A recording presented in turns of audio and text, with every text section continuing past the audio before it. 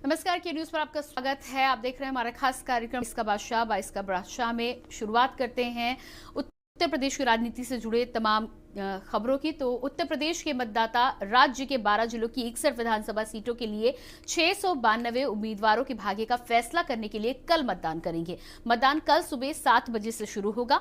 कल मतदान पूरा होने के साथ ही साथ उत्तर प्रदेश में विधानसभा की कुल 403 में से 292 सीटों पर मतदान हो जाएगा।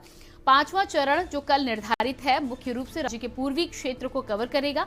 तो आज 22 के बादशाह में हम बात करेंगे पांचवें चरण की हॉट सीटों की, जहां से दिग्गज चुनाव मैदान में उतरे हैं।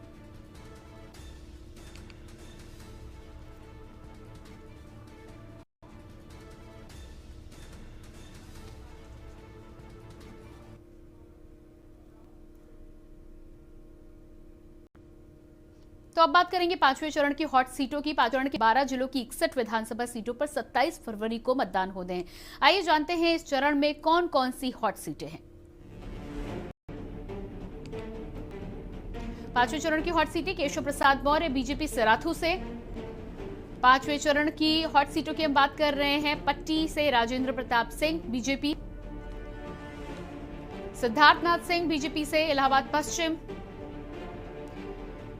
पांचवें चरण की हॉट सीटों की यहां पर बातचीत हम कर रहे हैं। नंदगोपाल नंदी बीजेपी से इलाहाबाद दक्षिण की सीट है, बेहद अहम मानी जा रही है पांचवें चरण में। रमापति शास्त्री बीजेपी से मनकापुर सुरक्षित सीट। पांचवें चरण की हॉट सीटों की बातचीत करें। चंद्र प्रसाद उपाध्याय बीजेपी चित्रकूट सदर से, बेहद अहम सीट बीजेपी के लिए। पांचवें चरण की हॉट सीट राजा भैया जनसत्ता पार्टी प्रतापगढ़ की कुंडा सीट। लगातार विधायक रहे हैं, इस समय भी विधायक है केशव प्रसाद मौर्य बीजेपी सिराथू की सीट, बेहद अहम।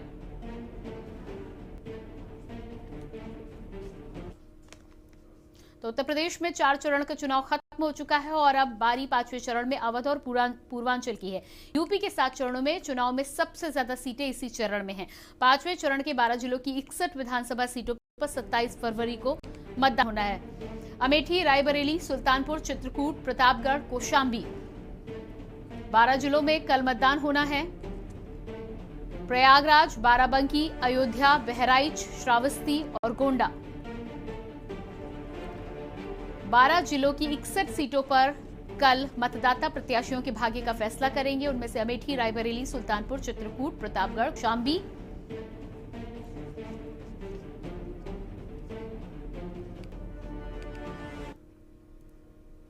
बात करेंगे 27 फरवरी को पांचवें चरण के मतदान होने हैं, जहां पर पांचवा चरण बेहद अहम माना जा रहा है क्योंकि इस चरण की सबसे ज्यादा सीटों पर बीजेपी का कब्जा रहा है। आइए ग्राफिक्स के माध्यम से समझते हैं। पांचवें चरण पर टिकी है सबकी निगाहें। 27 फरवरी को पांचवें चरण का होना है मतदान। कल मतदाता प्रत्याशियों के भाग्य का करेंगे फैसला। 12 जिलों की 61 सीटों पर कल मतदान करेंगे मतदाता। अवध और पूर्वांचल पर टिकी है सबकी निगाहें। इन दोनों ही क्षेत्रों की यदि बात करें तो बीजेपी को सबसे अधिक सीटें पिछले चुनाव में इसमें मिली थी। 12 जिलों की 61 सीटों पर कल मतदान होना है।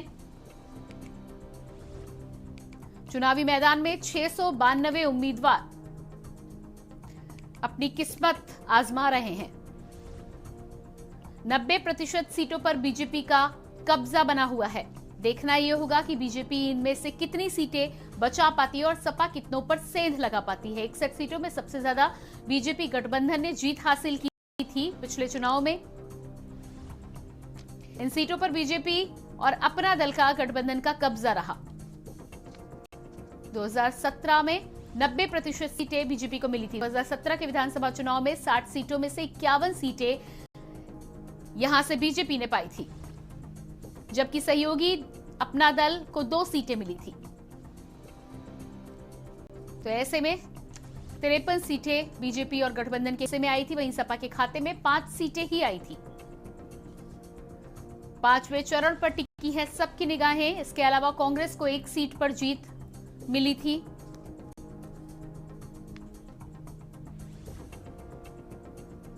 दो सीटों पर निर्दलीय ने जीत हासिल की थी।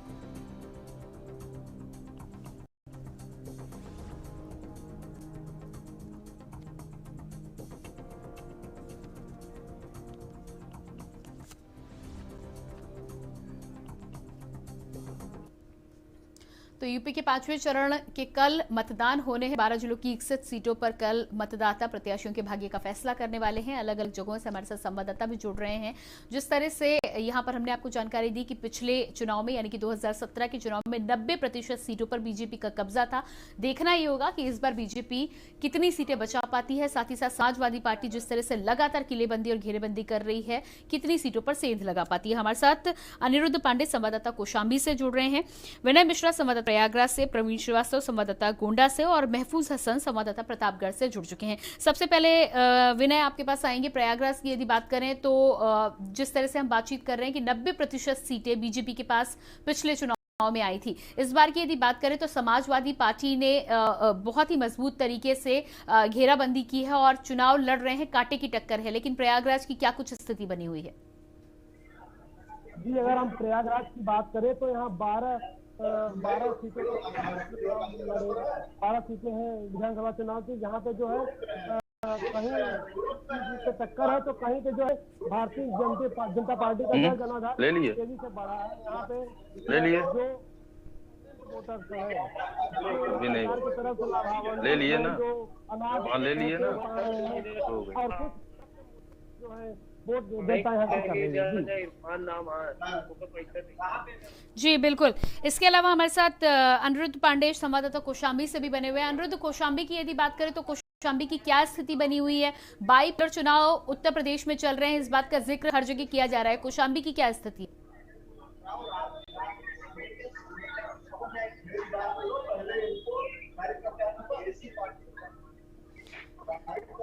जी अनिरुद्ध, क्या मेरी आवाज आप तक पहुंच पा रही है?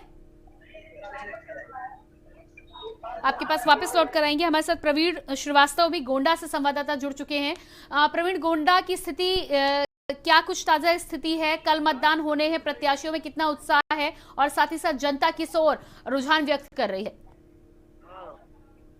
जी, आपको बता दें कि कल सुबह 7 बजे से मतदान होना है, तो वहीं हर क्षेत्र में, हर विधानसभा में पोलिंग पार्टी रवाना हो चुकी है। वो अपने बूथ के लिए अधिकतर 80% पोलिंग पहुंच चुकी है। तो वही जनता का रुझान देखा जाए तो जनता पे का कुछ क्षेत्रों में परिवर्तन का मूड नजर आ रहा है, लेकिन कुछ विधानसभा ऐसे हैं जहां पे भाजपा के नीतियों को लेकर जनता पुनः इस बार भाजपा की सरकार बनाने का प्रयास कर रही है। जबकि पिछले 2017 के में देखा जाए तो 7 विधानसभा गोंडा जनपद में पड़ती है, जिसमें 7 सीट पर भाजपा का कब्जा था, लेकिन इस बार कुछ परिवर्तन का मूड नजर आ रहा है जनता का।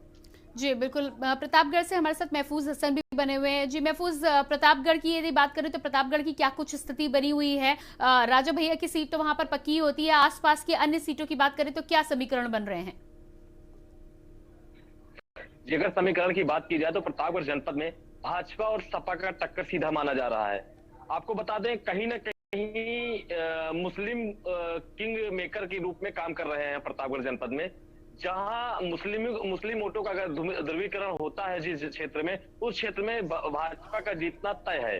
बात की जाए रानीगंज सीट की तो वहां पर MIM से अनिल सरोज लड़ रहे हैं, जिनका जो है काफी अच्छा मुस्लिमों का सहयोग रहा है, काफी अच्छा लड़ाई में है। वहीं RK वर्मा जो भाजपा को अभी छोड़कर सपा में दाखिल हुए हैं, उनको रानी विधानसभा से प्रत्याशी बनाया गया है, वो भी चुनाव लड़ रहे हैं। वहीं आज ब्रजेश यादव जी भी चुनाव लड़ रहे हैं। वहीं देखा जाए धीरज ओझा जी भाजपा प्रत्याशी हैं। लेकिन यदि MIM जितनी अच्छी तरीके से चुनाव लड़ रही है, उतना ही बीजेपी को फायदा हो रहा है। ऐसे ही प्रतापगढ़ जनपद में जितनी भी सीटें हैं, करीब करीब सभी सीटों पर बीजेपी और सपा का सीधा सीधा टक्कर माना जा रहा है।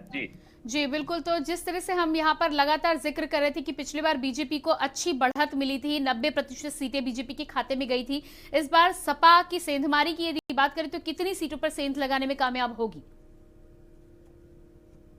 जी, अगर बात की जाए सपा की सेंधमारी की तो सीधे सीधे पट्टी जो राजेंद्र प्रताप सिंह और मोती सिंह बीजेपी से विधायक रहे हैं और वहां पर मंत्री भी रहे हैं, 5 साल उनका मंत्री का कार्यकाल रहा है। वहां पर देखा जाए तो सपा सेंधमारी करने में करीब करीब कामयाबी की तरफ बढ़ रही है, वहां देखा जाए तो सपा की एक सीट प्रतापगढ़ से निकलती हुई नजर आ रही है। लेकिन अगर सदर की बात की जाए तो सदर में अपना दल कमेरावादी कृष्णा पटेल, सोने पटेल की पत्नी है, वो चुनाव लड़ रही है और यहाँ पर बसपा प्रत्याशी हैं, कांग्रेस प्रत्याशी हैं और बीजेपी प्रत्याशी हैं। तो यहाँ पर जो चुनावी समीकरण है ये त्रिकोणीय है। यहाँ पर जो है अभी ये कह पाना जल्दबाजी होगी कि यहाँ टक्कर किसकी। अभी तो सदर में अगर देखा जाए तो कांग्रेस और देखा जाए तो बीजेपी और सपा की टक्कर दिखाई दे रही है, लेकिन यहाँ अभी कहना बड़ा जल्दबाजी होगा कि कौन जीत पा रहा है। वहीं अगर विश्वनाथगंज की बात की जाए तो विश्वनाथगंज में सपा प्रत्याशी सौरभ सिंह है और देखा जाए तो निर्दलीय प्रत्याशी संजय पांडे हैं और भाजपा से जीतलाल पटेल जी हैं और वहीं बसपा पार्टी से पूर्व विधायक संजय तिवारी हैं और वहीं पर जो है MIM और लोक जन आधार पार्टी के से जो है जी बिल्कुल महफूज, आप बने रहिएगा हमारे साथ। आप सभी से अनुरोध है बने रहिएगा। एक छोटे से ब्रेक के लिए यहाँ पर रुक रहे हैं। तो लगातार हम चर्चा कर रहे हैं कल 5वें चरण के चुनाव में 12 जिलों की 61 सीटों पर मतदान हो रहा है। अलग अलग जगहों की क्या समीकरण है उसको लेकर जानकारी लेंगे, लेकिन फिलहाल रुकते हैं एक छोटे से ब्रेक के लिए। आप देख रहे हैं के न्यूज, खबरों का सारथी।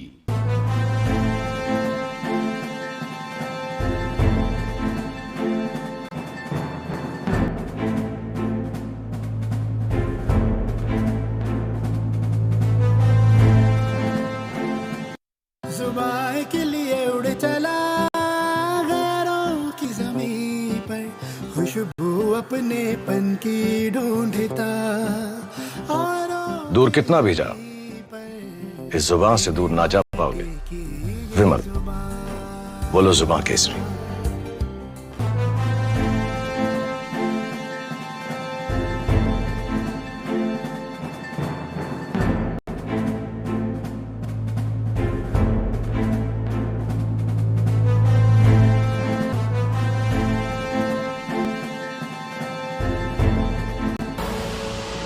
देख रहे हैं के न्यूज, खबरों का सारथी। ब्रेक के बाद एक बार फिर से स्वागत है आपका। लगातार हमारे साथ संवाददाता अलग अलग जगहों से बने हुए हैं, सीधे रुक कर लेते हैं।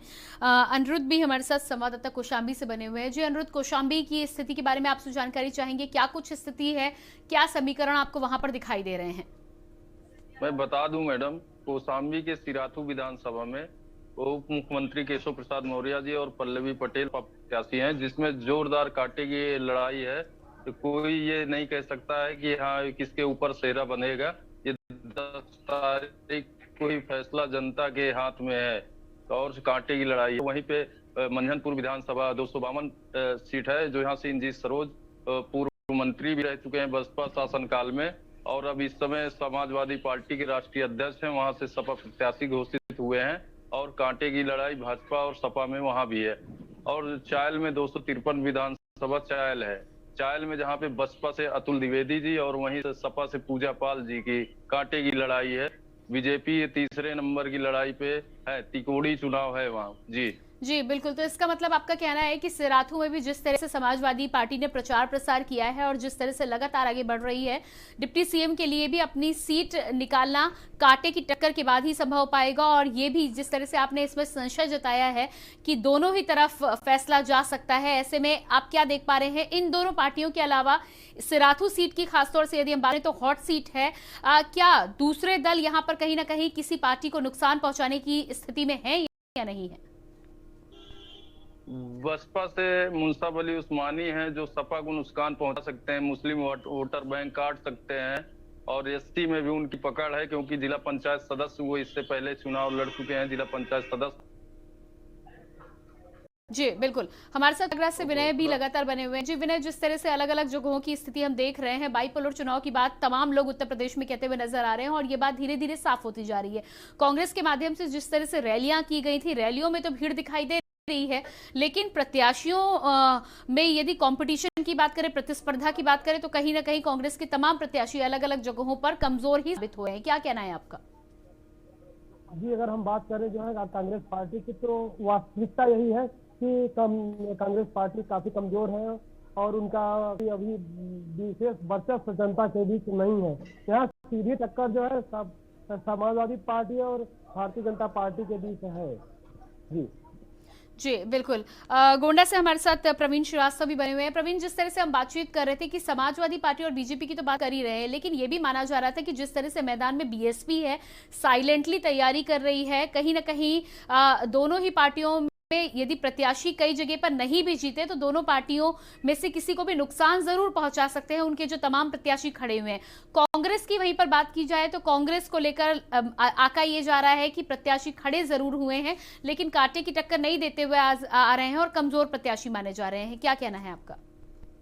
जैसा कि हम आपको बता दें कि गोंडा के 7 विधानसभा सीट में सारे विधानसभा सीट पर बसपा के और कांग्रेस के प्रत्याशी हैं, लेकिन बसपा वो स्तर नहीं पा सकी है जो इस बार कांग्रेस पाई है। कांग्रेस में गौरा विधानसभा से राम प्रताप सिंह जो सपा छोड़ के कांग्रेस से गौरा का कर रहे हैं, वो प्रचंड बहुमत में दिखाई पड़ रहे हैं, यहाँ तक कि वो भाजपा और सपा को भी पीछे कर रहे हैं जी। वहीं देखा जाए कर्नलगंज विधानसभा में त्रिलोकीनाथ तिवारी जो कांग्रेस के प्रत्याशी हैं वो भी लड़ाई में है, जबकि वहां अन्य विधानसभाओं में देखा जाए तो समाजवादी पार्टी और भाजपा में सीधी टक्कर है, तो बहुजन समाज पार्टी तीसरे या चौथे नंबर पर है। ये 2 विधानसभाएं जो हैं कर्नलगंज और गौरा, इसमें कांग्रेस पार्टी बराबर टक्कर दे रही है। यानी कि आपका कहना है कि गोंडा में कई जगह पर त्रिकोणीय मुकाबला भी दिखाई दे रहा है आपको? जी बिल्कुल दिखाई दे रहा है। सिर्फ एक कटरा विधानसभा है, कटरा विधानसभा में जो विनोद शुक्ला हैं बसपा के प्रत्याशी, वो 10 साल से भाजपा के प्रत्याशी थे, उनको टिकट नहीं दिया गया जिसकी वजह से वो बागी होकर बसपा में चले गए। तो वहीं त्रिकोणीय नारे सिर्फ 7 सीट में से 1 सीट पे बसपा लड़ाई में है और अन्य सीटों पर वो तीसरे या चौथे स्थान पर है और 2 सीटों पर कांग्रेस है, कर्नलगंज और गौरा में। जी बिल्कुल। अनुरुद्ध कौशाम्बी, यदि हम बात करें तो जिस तरह से कांग्रेस और बीएसपी की हम बात कर रहे हैं, क्या कुछ स्थिति आपके क्षेत्र में इन दोनों ही दलों की बन रही है? मैं बता दिए, सिराथू विधानसभा में कांग्रेस जिला पंचायत सदस्य रीता देवी हैं, वो उनको टिकट मिला है और उनके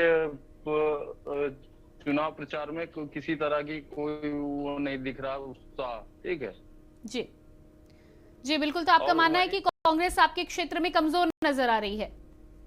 जी जी जी बिल्कुल। महफूज हसन भी हमारे साथ प्रतापगढ़ से बने हुए हैं। जी महफूज, प्रतापगढ़ की यदि बात करें तो आपने जिस तरह से वहां पर जिक्र किया है कांग्रेस और बीएसपी की हम खासतौर से इस चुनाव में भागीदारी की बात कर रहे हैं, स्थिति की बात कर रहे हैं, तो क्या लगता है आपको प्रतापगढ़ में किस तरह की स्थिति बनी हुई है?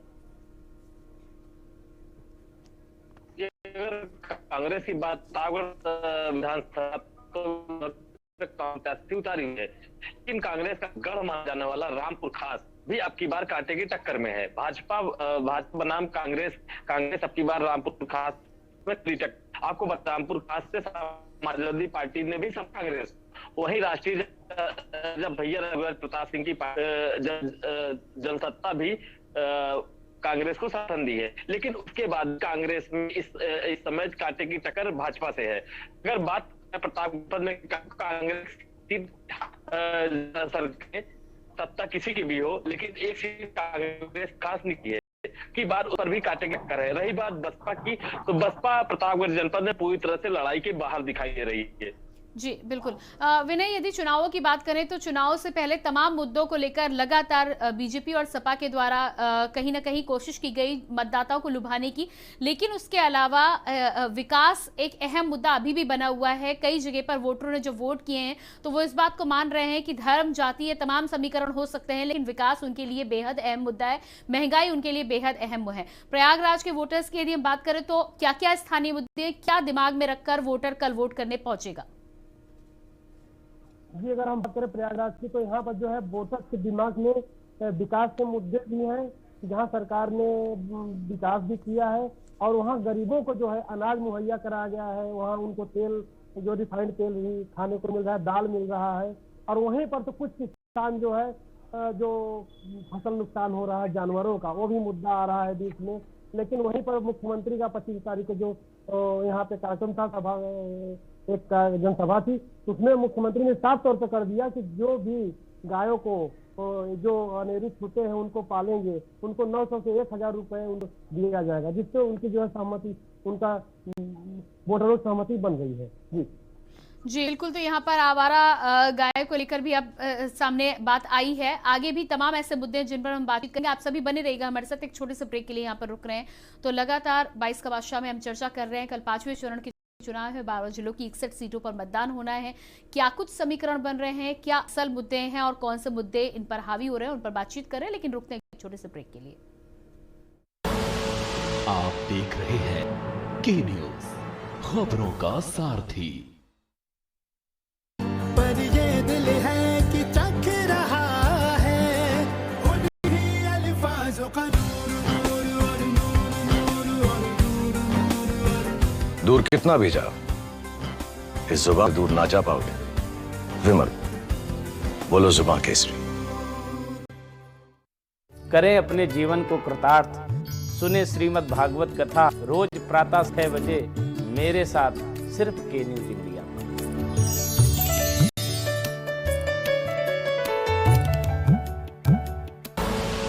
आप देख रहे हैं के न्यूज, खबरों का सारथी। और इसी बीच बड़ी खबर आ रही है, पीएम मोदी का कल वाराणसी दौरा, दोपहर 2 बजे काशी पहुंचेंगे प्रधानमंत्री नरेंद्र मोदी। बड़ी खबर, दोपहर 2 बजे काशी पहुंचेंगे पीएम मोदी। संपूर्णानंद संस्कृत विश्वविद्यालय में करेंगे संबोधन।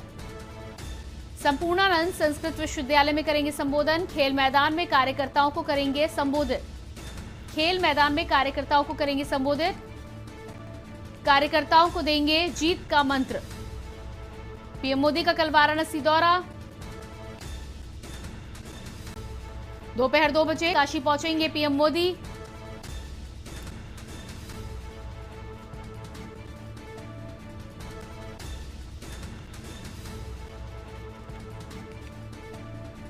खेल के मैदान में कार्यकर्ताओं को करेंगे संबोधित, देंगे जीत का मंत्र। पीएम मोदी का कल वाराणसी दौरा।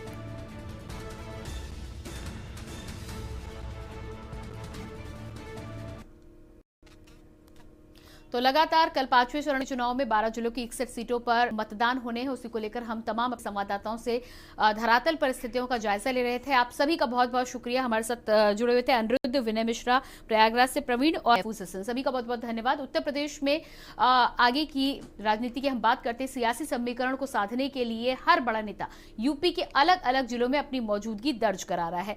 4 चरणों के चुनाव के खत्म होने के बाद अब 5वें चरण और फिर 2 अन्य चरणों में पूर्वांचल की बची हुई सीटों पर पूरी ताकत लगाने में हर दल इस समय जुटा हुआ है, क्योंकि पूर्वांचल की 156 विधानसभा सीटों को जिसने साध लिया, यूपी सत्ता उसके हाथों में आना तय माना जा रहा है।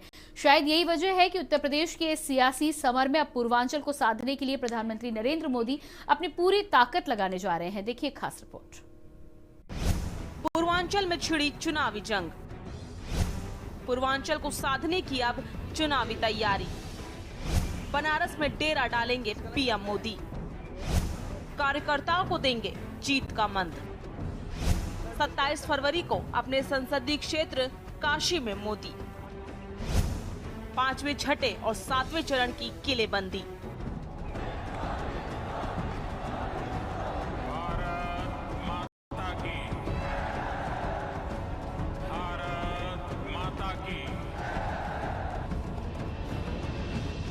प्रधानमंत्री नरेंद्र मोदी के संसदीय क्षेत्र बनारस सहित पूर्वांचल के अन्य जिलों में 7वें चरण में मतदान होने वाले हैं।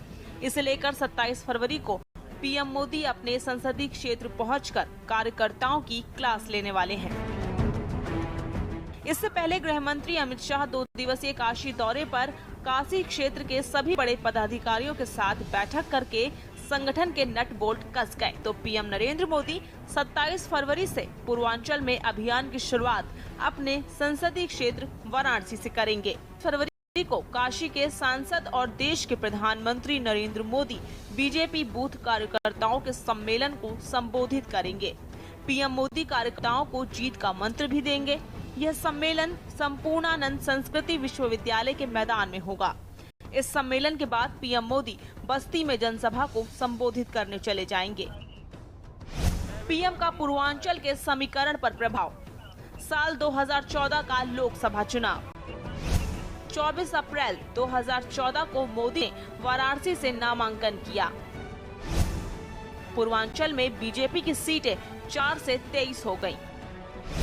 बीजेपी 10 साल बाद सत्ता में आई और पहली बार पूर्ण बहुमत हासिल किया। पहले के चुनावी नतीजों की बात करें तो 4 और 6 मार्च 2017 यूपी में विधानसभा चुनाव के दौरान पीएम 3 दिन वाराणसी में रहे। जनता दर्शन, रोड शो, रैली और मंदिर में दर्शन किया। 14 साल बाद बीजेपी यूपी की सत्ता में आई। पहली बार बीजेपी ने 300 से ज्यादा सीटें जीती। लोकसभा चुनाव के दौरान पीएम 2 दिन वाराणसी में रहे। नामांकन, मंदिर दर्शन और चुनाव प्रचार किया। ऐसा लग रहा था कि एसपी बीएसपी गठबंधन के बाद बीजेपी को नुकसान होगा, लेकिन बीजेपी की सिर्फ 4 सीटें ही घटी और देश में बीजेपी की सरकार बनी। अब एक बार फिर से 2022 विधानसभा चुनाव है और पीएम 27 फरवरी को काशी आकर बूथ को मजबूत कर चुनाव जीतने का मंत्र देंगे। वहीं पीएम के इस दौरे से भाजपा में उत्साह है। सभी को ये लग रहा है कि पीएम आएंगे और एक बार फिर से ऐतिहासिक जीत की ओर बीजेपी अग्रसर होगी। यूपी में 4 चरणों के मतदान के बाद हर दल एक दूसरे पर भारी पड़ने के दावे कर रहा है। इस राजनीतिक घमासान के बीच पीएम मोदी बूथ स्तरीय पदाधिकारियों को मंत्र देंगे। पीएम नरेंद्र मोदी 27 फरवरी को अपने संसदीय क्षेत्र काशी में आ रहे हैं। पीएम के आगमन को लेकर कार्यकर्ताओं का उत्साह चरम पर है। इसके लिए संपूर्णानंद मैदान में तैयारियां भी जोरों पर हैं और 20,000 बूथ पदाधिकारियों के लिए जर्मन हैंगर और कुर्सियां लगाई गई हैं। एसपीजी ने मैदान का निरीक्षण कर लिया है और पीएम के इस दौरे को 5वें, 6ठे और 7वें चरण की किलेबंदी के तौर पर भी देखा जा रहा है। स्पेशल डेस्क रिपोर्ट के न्यूज इंडिया।